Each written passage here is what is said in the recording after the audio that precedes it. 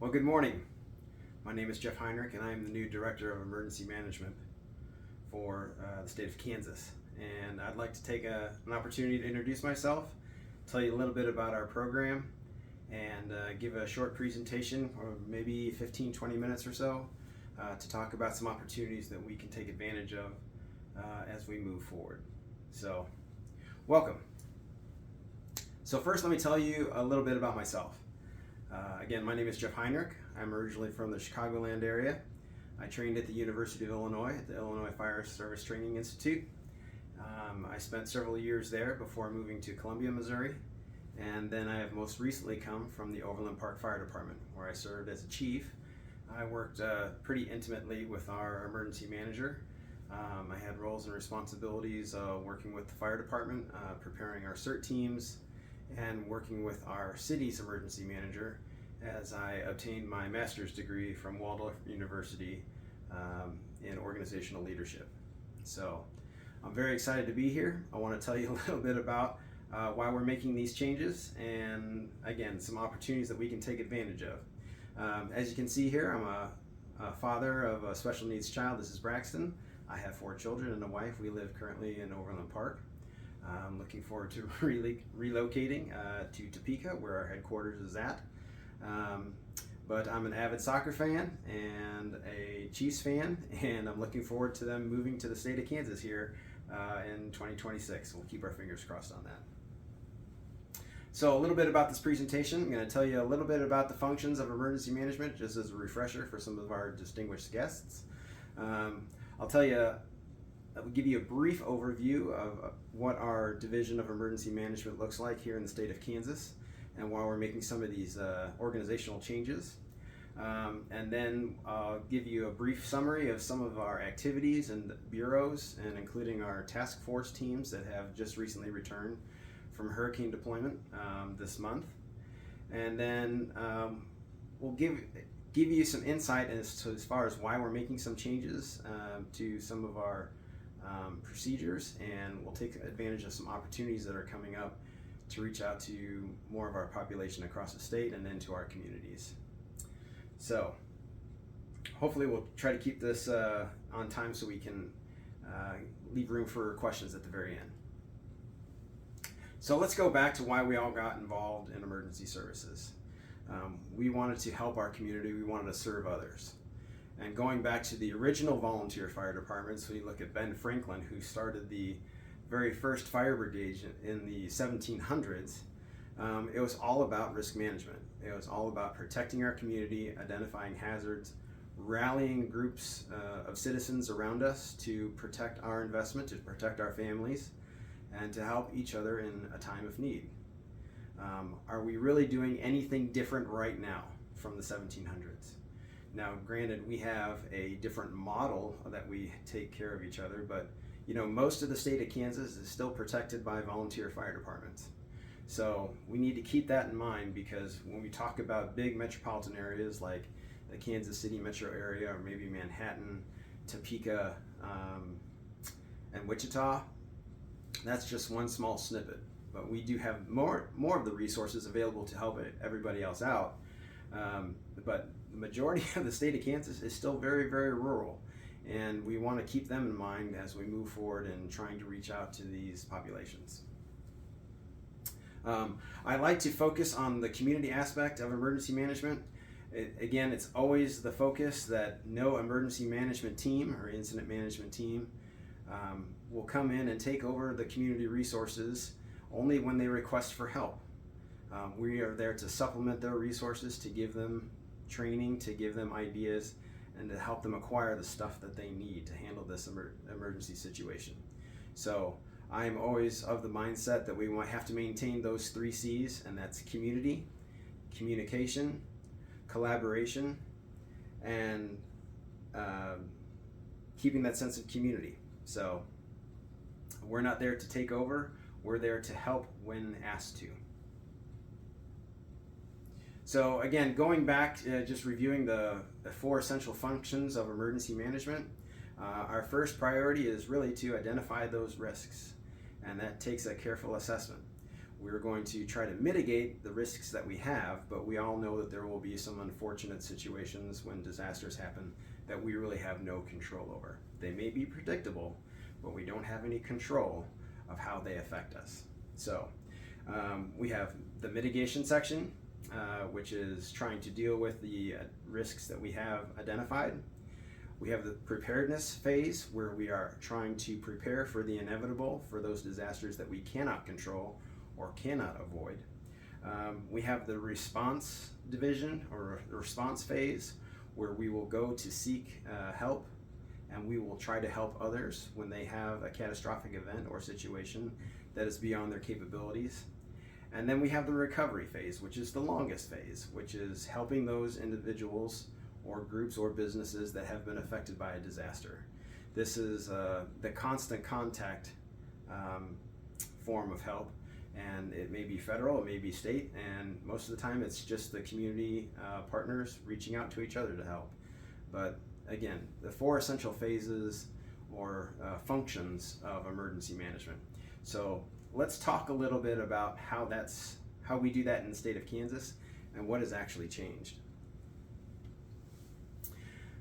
So up until this year, when I have been appointed the Director of Emergency Management, similar to other states like Nebraska and the Carolinas, the emergency management function falls under the Adjutant General of the National Guard for that state.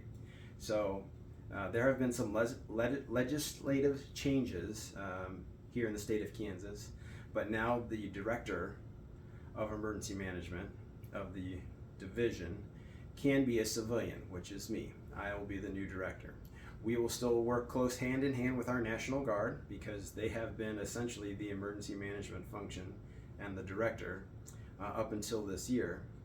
But they have the resources and the manpower and many of the tools that have been able to be used in deployments and helping each other in other states.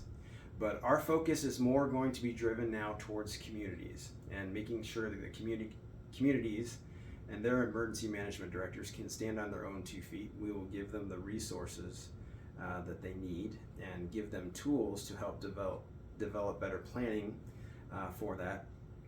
And we will be kind of a hands-off approach, but a more centralized information center for when they need information, when they need resources, and when they need grants and obviously emergency responses. So this is just a brief review for you of some of the essential functions that an emergency operations center would provide.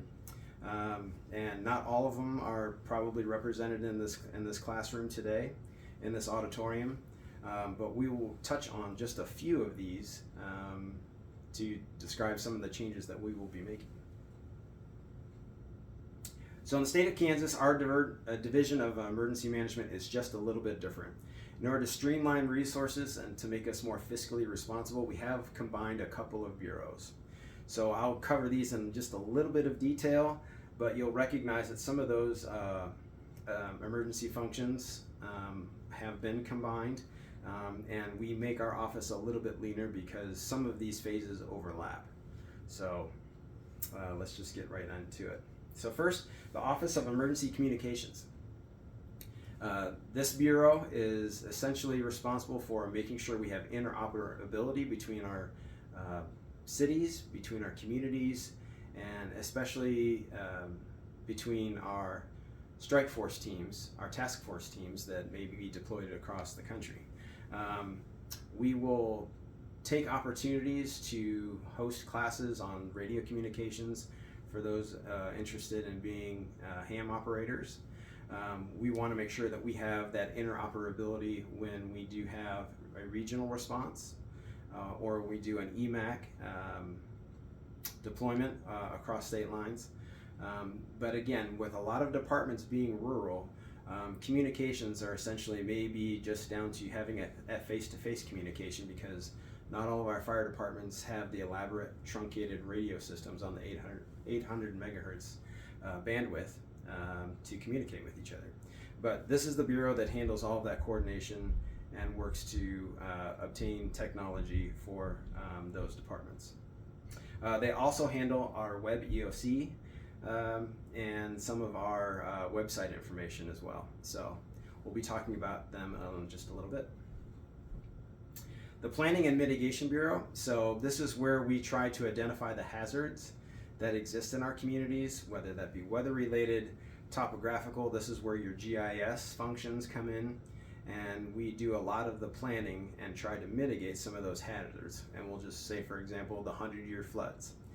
This bureau is responsible for identifying those hazards, the most common disasters and events that we do see, and how we can try to mitigate them. Sometimes we can offer grants and monies through public assistance. We will look for federal funding and state funding as well to identify those threatened areas that we see as consistent problems. But again, we will also revert back to this in just a little bit to tell you about some plans we're going to change. The Preparedness Bureau is probably the most visible bureau of them all, because this involves the training of our resources. So this is an overview overhead shot of Crisis City. If you've never been there, it's in Salina, Kansas. But the Preparedness Bureau is the one who puts together all of our classes that we offer throughout the state. So this may be on hazardous materials. It may be awareness classes. It may be triage classes. It may be radio communication classes. But just to give you a perspective, Crisis City was developed out of the Division of Emergency Management as an idea to be a state-of-the-art centralized location where we could train on all hazards, because that is really the focus of emergency management. So this facility was dedicated in 2009. It still continues to grow. We still have vision and plans for it, but this is just one visible aspect of a training facility. Most of our education, by the way, that's delivered is didactic, and it is remote, because ever since COVID, we've become really good at hosting Zoom meetings and trainings and things like that. So, and then lastly, actually very visible within the last month, we've had our task force teams. Now we have regional hazardous materials teams. We have swiftwater rescue teams. We have search and rescue teams. But these teams are segregated by the FEMA hazard regions that we have created across the state. So we have 7 regions that have been created, and you can see them on the map here, with the specific concentration up into the Kansas City metro area where I'm from. So we have a lot of resources across the state. Some of them are a little bit more robust, and some are still in their infancy stages. So we'll talk a little bit about some of that program development that we get here at the very end. But just to let you know, we have one centralized emergency operations center, and any one of these resources can be deployed for a federal or state or EMAC deployment. And it's the same number that we call for spill notifications, which I'll share at the very end on the last slide. But this is how our FEMA teams are assembled and coordinated. So just to give you an example of one of the situations for a non-disaster deployment, is we were able to assist the Kansas City, Missouri Fire Department with the Chief Super Bowl Parade, because there were 7 agencies coming from the state of Kansas to assist in this large parade event. Unfortunately, in 2024, there was a unruly situation, and there was a mass shooting event in which 40 people were injured, 20 were shot, and 1 person perished. But this was essentially a type 1 deployment of our incident management teams, because we had so many departments from the state of Kansas involved in this event. Kansas City, Missouri, although a fire-based EMS division is used to handling big events, this was a supersized event that had federal involvement as well. So we took the opportunity to assist them, because we had a lot of across those state line mutual aid agreements. So this is just one of those areas that kind of shows you that fire-based EMS are essential when you're dealing with disaster management.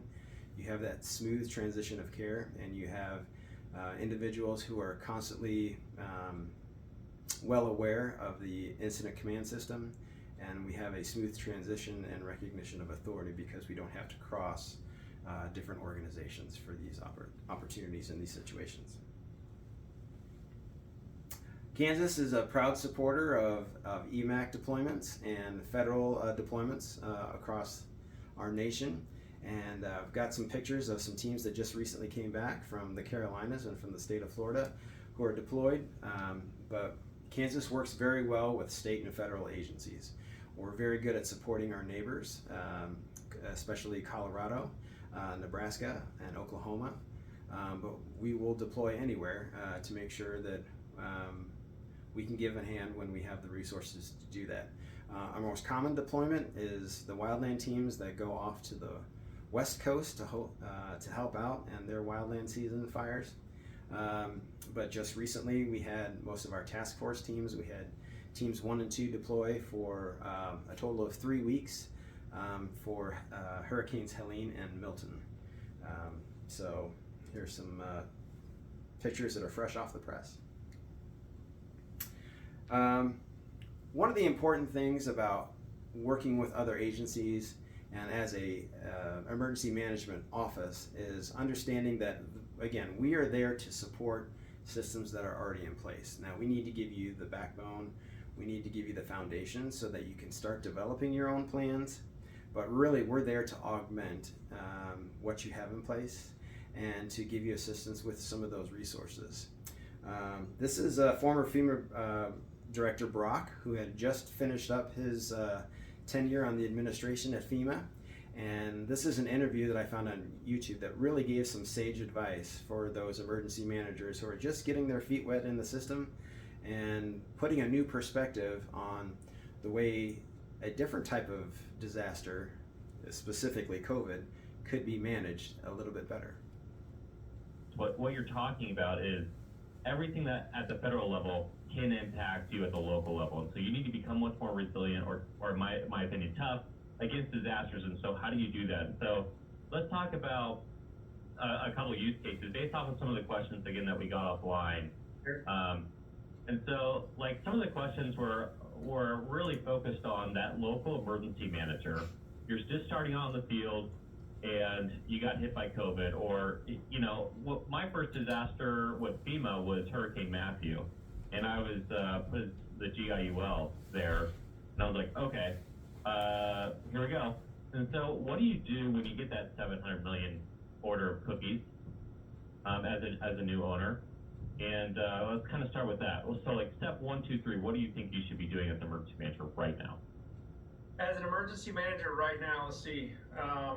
Well, there's a couple things. One, let's back up. If you're a new emergency manager getting into the field, you need to learn how to write operationally, because there are not enough planners right now that can plan on the fly for doing points of dissemination to whatever is needed. 2, you need to learn project management skills. So these universities that are in disaster, emergency management, curriculum, I need project management professionals, as much as I need, people that understand all elements of emergency management, for example.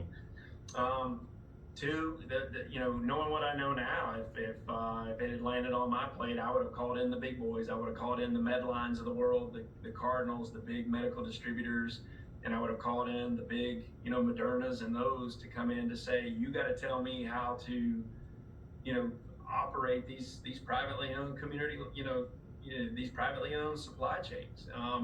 You don't get a flu shot by the government every year. You get a flu shot largely because of the private sector. So how do we duplicate that except exponentially bigger? And then the other thing, John, is, going back to the whole, you got to get 700 million cookies, out for your first order, is how you set the expectation of citizens, right? So here again, the information's all over the place. Social media is less than accurate. And we can come back to that, and a lot of it, a third of it's influenced by foreign actors, okay, that make us look stupid,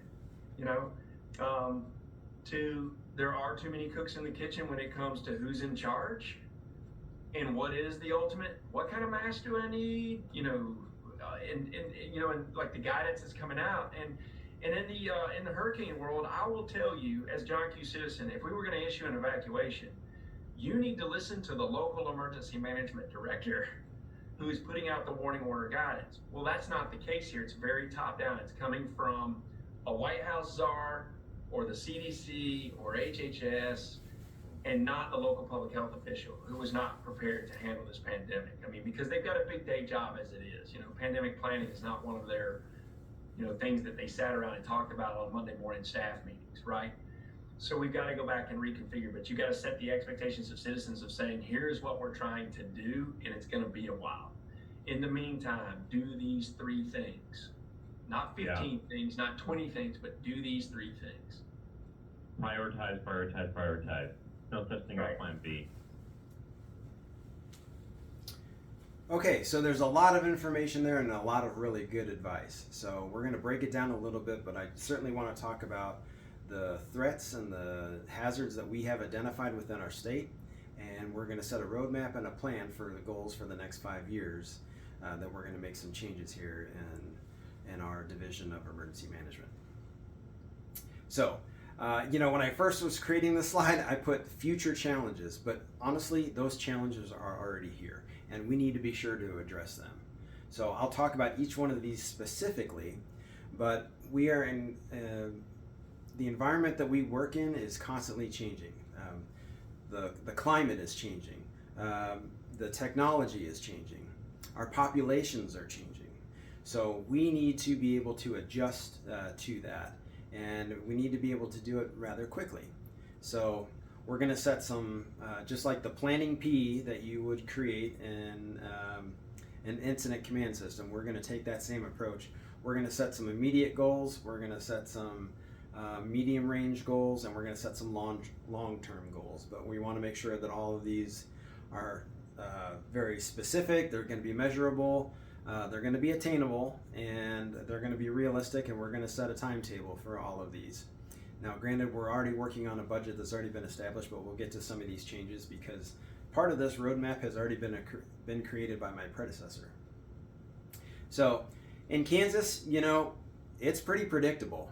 We don't have a lot of some of the hazards that Brock was mentioning, but we're pretty much infamous for tornadoes and bad weather events. So the only advantage we have in these types of situations is that the weather is somewhat predictable. We can tell if some of these systems are coming in. It's not like a tornado is just going to pop out of nowhere. But ironically, today I'm speaking at the very end of October. It was a high of 50 degrees yesterday. Today is going to be a high of 86, and there's a slight chance of some tornadic activity up here in northeast Kansas tonight. So bad weather is part of our middle name, I guess. But the advantage we have in Kansas is that of all of the hazards we have identified through planning and mitigation, all of these are weather related. And you'll notice from this chart that they're somewhat predictable and we have time to prepare. So we've seen this coming, and we need to prepare our citizens through different tools and get them aligned so that they are weather aware of those hazards.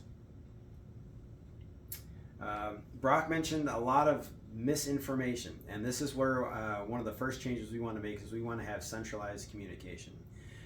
We want to have those local emergency management offices as the first point of contact for individuals, and those can be coordinated through our state website.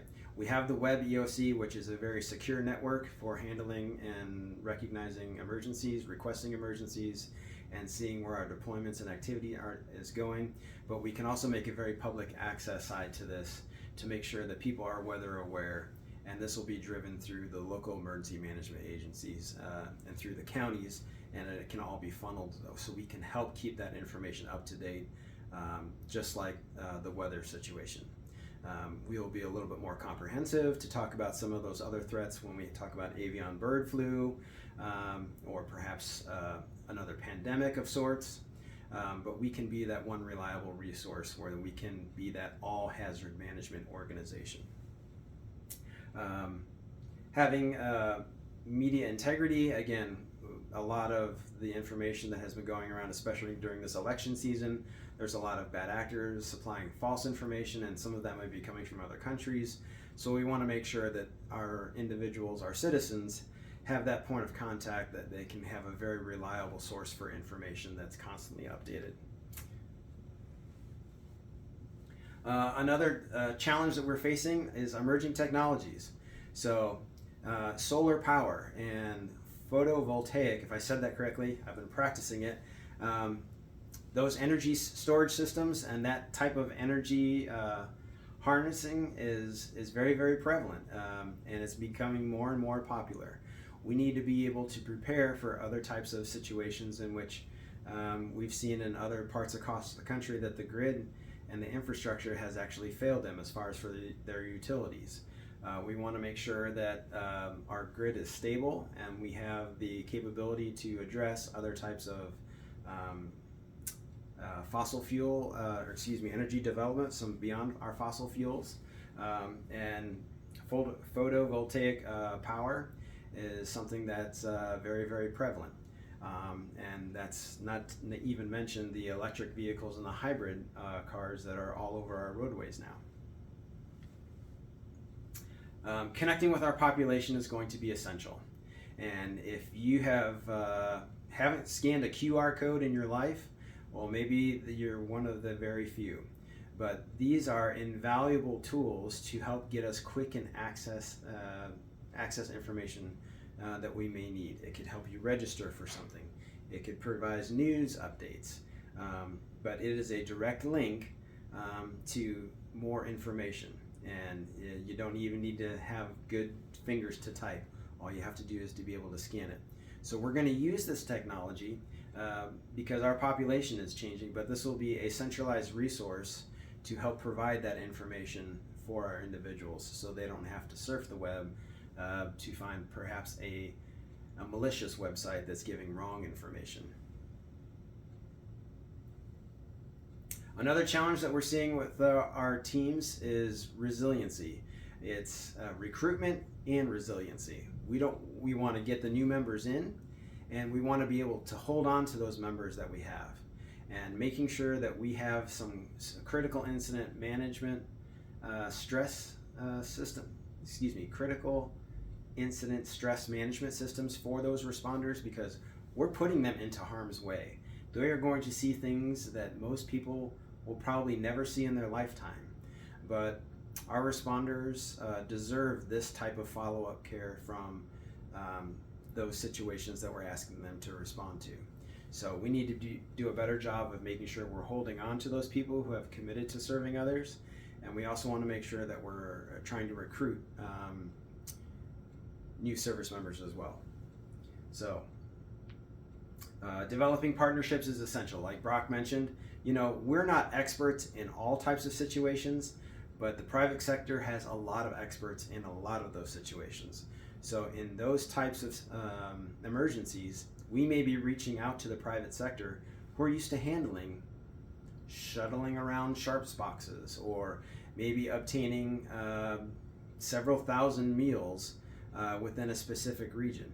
We have a lot of corporate partners here within the state of Kansas that are very good at being worldwide representatives. So we need to harness that technology, that knowledge, and those skills to help us when we're trying to logistically support an operation somewhere in our state. So developing partnerships is going to be essential, whether that's with local officials, state officials, federal officials. That private sector is one of those essential functions that we talked about in emergency management, and we need to do a better job of building those resources. So we've got a GPS juggernaut, Garmin, located in Olathe, Kansas. We have two major airframe manufacturers within our state, Boeing and Cessna, that have resources and supply chains that we should be able to use them as a resource and to help give us direction on how to do that. Hospitals, school districts, volunteer agencies, a lot of NGOs. There's lots of resources. So one of the things we will be encouraging emergency managers to do is to identify those resources that you have within your communities, and then letting everybody else know what they may be able to offer in the event of a disaster or an emergency situation. In the Kansas City metro region, we have a Mid-America Regional Council that puts out a book every 3 years of resources that everybody will have to their fingertips. It's still actually in paper, but our goal for the state of Kansas is to make all of these resources digital so that we won't have to disseminate actual books, which cost money, can get waterlogged, could be lost. But having access to a current and updated list will definitely help all of us become faster and more efficient managers. So a couple goals for the Office of Emergency Management, the Division of Emergency Management. We're going to use that planning P. So we have a couple of things that we're going to make changes to immediately to address some of these challenges. We're going to look ahead to maybe the 3-year mark for some intermediate goals in that range, and then we're going to set some long-term goals as well with this new change. So, as I mentioned before, the model that we are now following in Kansas is not very different than many other states. Although the National Guard,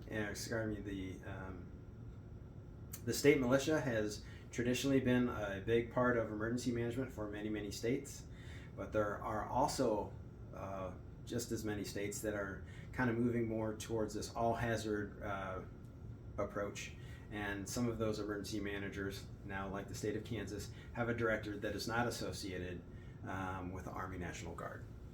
So one of the things that was already in place and was established by Governor Kelly prior to my appointment there was a wildland task force that was completed in 2023. It was actually started in 2021, and all of these committees that met made final recommendations at the end of 2023. Well, we haven't been able to implement them in 2024 because the budget was already set, but we have the template to make changes so that we can have more efficient and effective wildland responses within the state. Just a couple of highlights from this task force and some of the recommendations would be from the Department of Agriculture and Department of Forestry to help individuals recognize defensible spaces and look towards changing some of the agricultural things that they plant to reduce the risks and hazards that they're associated with their topographical space. Also, communications. A lot of our wildland teams don't have the ability to communicate with each other. So a recommendation was to provide radios for these departments so they would have interoperability for a regional response. And another important recommendation was to adopt the MABUS system, which is the mutual aid box alarm system that was originally started out of the Chicagoland area. But using that type of system to immediately deploy the most adjacent resources when there is a significant event. And we all know that wildfires can travel and propagate very, very fast. So we want to be able to pull in those resources that are closest to it. So one of those recommendations will be to adopt the MABUS system that some areas are using, but it is not used specifically across the state. So we're going to work on and get that system established. Another immediate goal, as I mentioned before, is that QR code. So we are going to have a new branding for the Division of Emergency Management, and we'll share with you our new mission goals here at the very end of the presentation. But using those QR codes, we want to be able to have better communication and better publicity to get those emergency management directors assembled, and to have a unified, a centralized area where people can obtain information. So we will start this immediately. You can get a QR code right now on the internet and create it for yourself if you wanted to. But we will be revamping over the next 3 months the website and assembling all of those resources so the public can see what we're doing and have access to it immediately. Another threat is aircraft emergencies. You know, we have a lot of aircraft manufacturers. We have less than 100 airports within the state. We have some major airports, but we all could have the potential of having an aircraft emergency in our backyard because they're going to land wherever they land. And most of the time, it's not necessarily at an airport. So the Kansas Department of Emergency Management is going to adopt a template that has been created by the Department of Transportation in the state of Florida. They have an excellent resource guide that emergency managers can use to develop a plan for them on how to handle an aircraft emergency, because not many departments know where to find specific resources or who to call. So this is a playbook that can be very easily disseminated. We can do it electronically, and we are going to use the resources with our airports and our emergency managers and use that template from the state of Florida to create that guidebook, and we should be able to do that within this first year. One of the things we discovered through our recent deployments for the hurricanes is that we don't have a whole lot of minority representation from our state of Kansas. Our task force teams should be representative of our population, and they're not. And one thing we've also discovered is we don't have a whole lot of bilingual resources on our teams. There may not necessarily be a great population where they're bilingual here within the state, but they could be deployed to an area where they may need those bilingual skills. So an emphasis as an intermediate goal is we will be trying to recruit more minorities that are representative of our state. 13% of the state of Kansas is Hispanic, and approximately 3% of our population is tied to one of our tribal regions. So we want to make sure that we have representation of our population here in the great state of Kansas, and we also need bilingual responders. So if these individuals don't necessarily have the technical skills for our task force teams, we can incorporate them into some of the other aspects and essential functions that are associated with those teams. But if anything, we can make them communication specialists because we need bilingual responders. And we learned that just recently. Let's talk about some long-term goals. So acquisitions of radios are going to be essential. That's one of the things that was identified in the Wildland Task Force. But we've also learned in the hurricanes that some of those amateur radio operators were the only way to communicate after these hurricanes had come through and wiped out all of their communication cell sites. We weren't even able to establish some of those cellulars on wheels, or cows as you may know them as, because all the roads had been washed out. So amateur radio operators were essentially the lifeline for a lot of communities that were high up on these mountains, and they set up their own repeater system. Thankfully, they had an interest in it, whether it was a hobby or they're part of CERT teams, but these radios were the backbone of communications because, again, interoperability issues existed. There were problems, and we had to go back to essentially primitive radio communications that was unsecured, but it was the lifeline to get the resources to those people in the most need. So we will be obtaining more radio communications for the departments that can't fund them, and we will be relying upon these basic forms of communication, which actually has the greatest interoperability for disaster situations. So we will look to secure funding from that federally, and we have some money put aside within the state, but we want to make sure we get our hands on some of those communication devices. In addition, we will be adding more communication courses, so we can teach these regionally, we can teach them at Crisis City, but we want to be able to get more people involved and understand how these UHF and VHF, the old radio systems, they still do work and they work reliably. Another thing is, as you can see, we kind of had a master plan for Crisis City, and we still have room for expansion at that site there in Salina. So we are going to work to establish some more training for some of those emerging technologies that we see across the state. And if you didn't notice, the #1 supplier of electrical power in the state of Kansas is actually wind. It's on some of our license plates if you have that particular brand, but most people thought that it might be coal, but we actually get most of our energy in the state of Kansas from wind. But we don't have a whole lot of resources and expertise in how to secure those systems. It is a potential threat to our infrastructure, and we also have the danger of those energy storage systems that have been developed. How do we handle those situations when the grid does go down? So that's something that we need to prepare better for, and that's one of the things that we'd like to see established on Crisis City is get our own source of power for there, and that will help us serve as a training ground and a training prop at Crisis City. Another thing, as I mentioned before, with the photovoltaic energy supplies and hybrid batteries, energy storage systems, and hybrid cars, is that we would like to have a training course developed through the state to provide that for all of our responders. As you can see from this slide, ever since COVID, we had a significant decrease in the amount of training hours and attendance at Crisis City, and that was inevitable because a lot of the course dissemination and training that was given was rapidly put into a electronic form, a disseminated form that was internet based. But we want to bring back all of those, we want to bring back the attendance to Crisis City to get that hands-on training. So we will be expanding Crisis City to develop some more training labs, specifically in energy storage systems, the photovoltaic hazards that are present, and also those associated with electric and hybrid vehicles. So we've got room to grow there at Crisis City.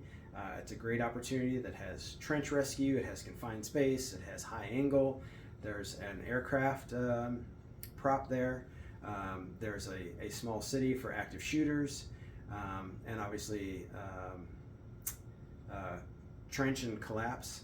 But we have the ability to expand and provide more hands-on training, and one of our long-term goals is to get the attendance and training offerings back up at Crisis City that we had, that we used to see right after it opened.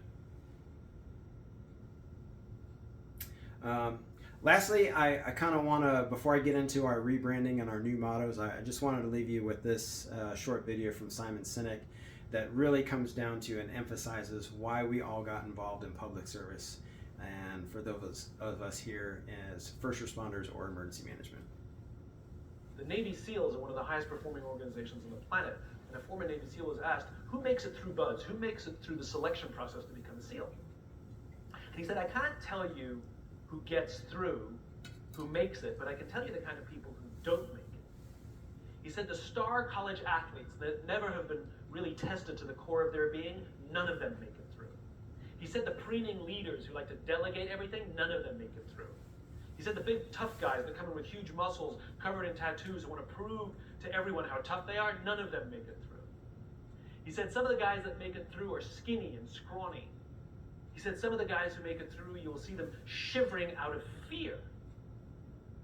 He said, but every single one of them who makes it through, when they're emotionally exhausted, when they're physically exhausted, some way, somehow, they're able to dig down deep inside themselves to find the energy to help the person next to them. Service. Service.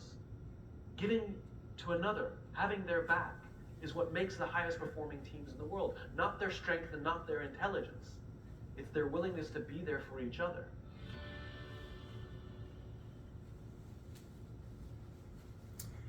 So really, we're here to help our neighbors. Again, at the Division of Emergency Management, we're here to support you and the resources that you have to give you guidance when you want it, to give you the foundation to be better emergency managers, to help you handle your own situations, and then we can provide those resources or help you coordinate those resources when those disasters get bigger. Again, we're going to try to keep things at the local level, but we want to encourage everybody to be very active in their communities, and we want them to be aware, because we do have hazards in Kansas. But like I said before, most of them are predictable. So we want to get everybody engaged, be able to reach out to those populations and to those communities and give them a single reliable source for information, and to give them direction and instruction for when that disaster or emergency does strike.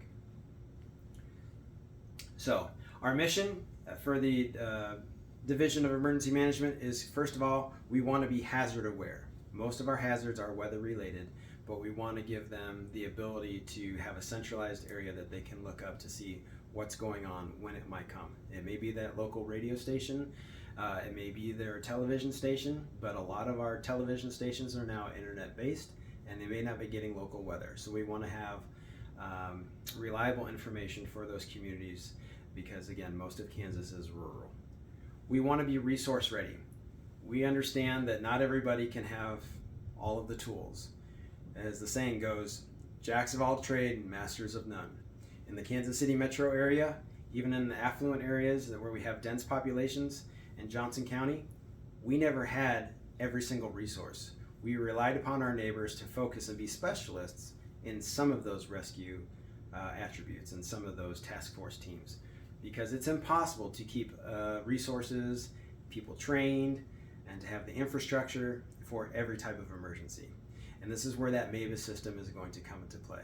So we want to make sure that we have adequate resources dispersed throughout the state, and that we know how to get a hold of them, and we can make them deployable, but we want to be resource ready.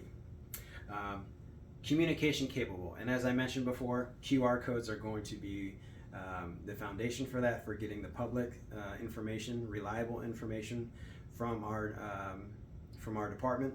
But we also want to make sure that we are communicating with each other. As I mentioned, we are going to procure more reliable radio communications for our rural partners to get that going, and that's going to help with all types of deployments. But we want to make sure that we have the ability to work with each other, and that website is going to be built out immediately with an unsecured side for the public, but we're going to be using that web EOC as well to build out that information for emergency managers. And lastly, we want to be community strong. As we found out in a lot of these recent emergencies and disasters, is that it's neighbors helping neighbors. It's going to be a bit before the state is able to come in, or the federal government is going to be able to come in and provide those resources. We want to make sure we protect the people that we can and get them to evacuate or to shelter, depending upon the situation. But really, it's going to be coming down to, at the local emergency management level, knowing where your resources at and what do you have to work with until the other resources can arrive. So it's going to be community strong, and that goes for the rural areas and the suburban areas and the densely populated areas. You guys know where you can get a whole bunch of bed sheets in a 72-hour fashion. Where are your where is there going to be emergency supplies of water? We want to help you build those plans to make sure that you are prepared for that, but we are going to be there to assist you in your plans, and we want always to be community strong. So hopefully I haven't taken up too much of your time. I will be available for any questions after this presentation, but I look forward to serving with you, for you, and to meeting many of you as we continue with the rest of the seminar. So again, thank you for your time, and go Chiefs.